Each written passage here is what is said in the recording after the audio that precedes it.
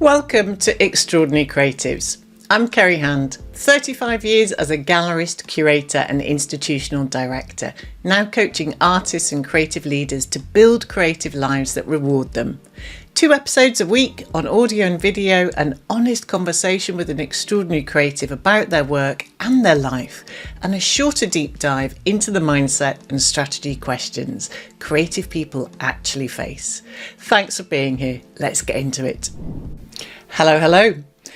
This episode is part of a 9-part series on commissions, how to prepare for them, respond to them, deliver them, and crucially, how to stop them burning you out.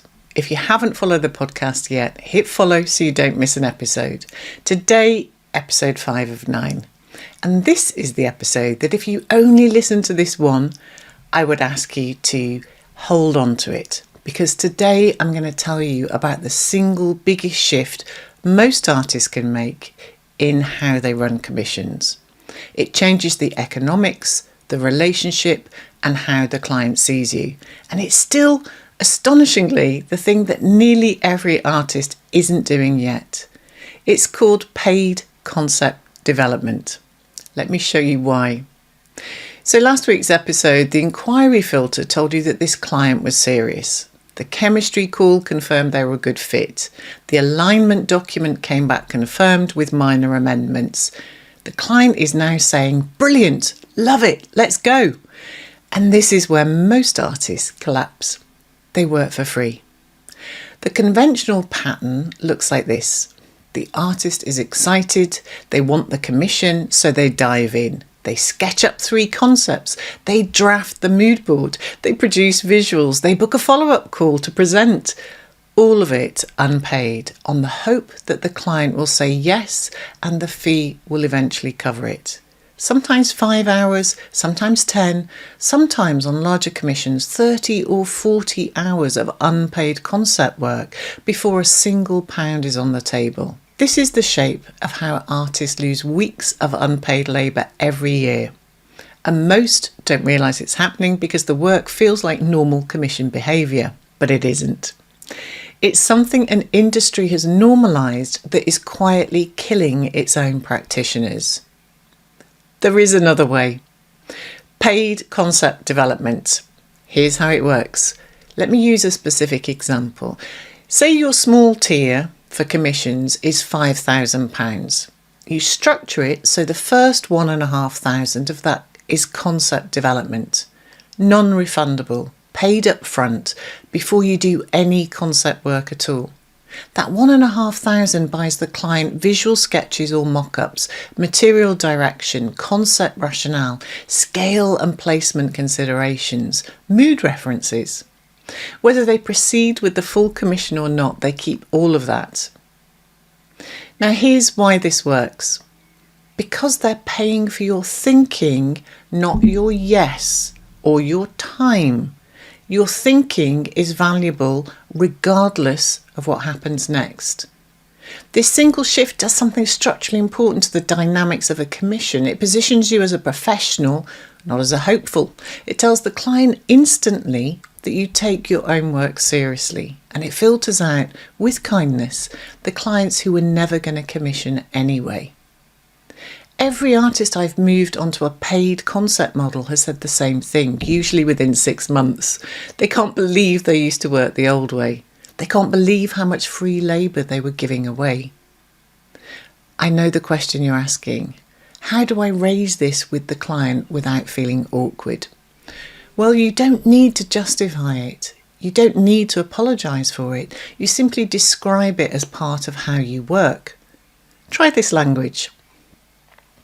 The first stage of every commission is a paid concept development phase, which covers the initial visualisation and design work. That phase is £1,500 of the £5,000 total paid at the start. You keep the concept work whether or not we proceed to the full commission. Now, serious clients accept this without difficulty. Architects do it all the time. Designers do it. Every industry where bespoke work is produced does this. You're not asking for something unusual. You're matching professional standards. Unserious clients decline.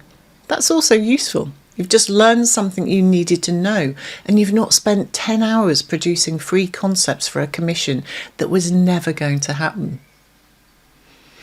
Once the concept work is paid for and complete, you move to stage 2 of this phase, the proposal presentation. The proposal's the moment you show the client what you've been thinking during the paid concept phase. It contains 6 things. Refined visuals. The concepts you developed during paid concept development, cleaned up for presentation. A clear explanation of the concept, what you're proposing and why. Materials, what the work will be made of and why those materials suit the brief. Scale and logistics, dimensions, fixings, installation considerations, meaning and intention, the deeper conceptual thread. Why this piece, in this place, for this client. Production timeline, how long each stage will take, when they can expect to see the work. Then you pause. You let the client respond. And this is the part that most artists fail. They over-explain, they chase approval, they anxiety fill the silence with more justification, and none of that helps. If the work's good and the proposal is clear, the client's job is to respond. Your job is to let them. If they say yes, you move forward. If they want changes, you discuss those on another call, not in an email chain. If they say no, you thank them graciously and they keep the concept work they paid for. And you say something like, it's been fabulous working with you. If you decide you want to go ahead with this concept or something else in the future, please don't hesitate to let me know. It would be a pleasure to work with you. Unless, of course, it wouldn't. Either way, you're not working for free. If the proposal is accepted, you now move to stage 3 of this phase, the production agreement. This is a second contract separate from the concept development contract because the work now has a different shape. You know what you're making. The client knows what they're buying. The production agreement contains 6 things.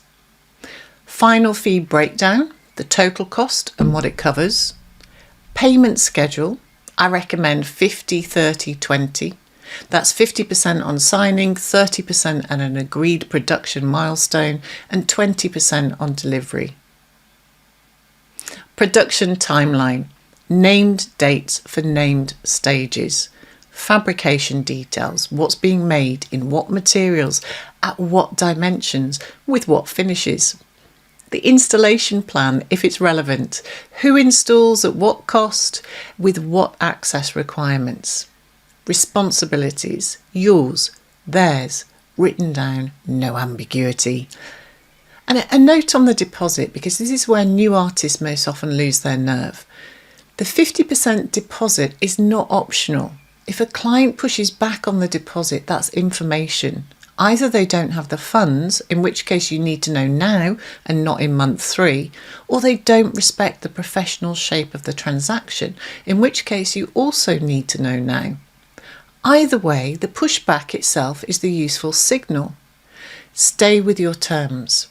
Some artists worry that insisting on a 50% deposit feels aggressive. It's not. It's standard practice in every serious commission context, in every industry where bespoke work is produced. Again, architects work this way, designers work this way, builders work this way. You're not being aggressive, you're being professional. The client signs the production agreement, the 50% deposit arrives, only then does the making begin. Before next week, here's one piece of homework for you. Go through your current fee structure and build paid concept development into your small, medium and large tiers. Work out the numbers, say them out loud, get used to how the sentence sounds before you say it to the client. If you can say it cleanly, without apology, without over-explaining, the client is going to hear it cleanly. If you stumble over it, they will stumble over it. The work is getting the language comfortable in your mouth and your body before the next chemistry call.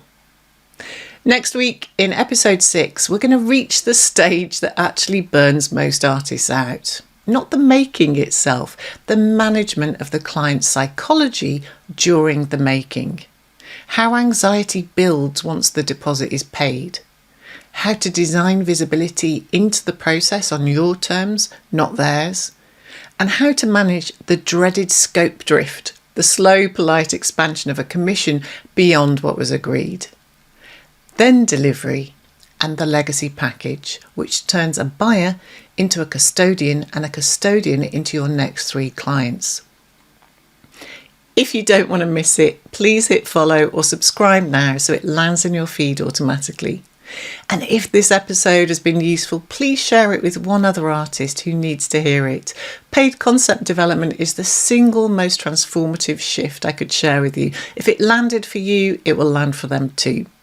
And for a text version of today's teaching plus new practical guidance every week, you can subscribe for free to my newsletter Beat the Block at kerryhand.com/subscribe, and link is in the show notes or down below. Drop me a message and tell me whether you're already using paid concept development or whether this is new thinking. I'd love to know. Thanks for listening, and see you next week. Thank you for spending this time with me. If something in this episode landed for you, please share it with one person who needs to hear it. Come and find me on Instagram at kerryhand, that's CERIHAND, and join thousands of creatives reading my weekly newsletter at kerryhand.com/subscribe for practical advice you can use this week straight to your inbox every Friday. Until then, keep making the work that only you can make.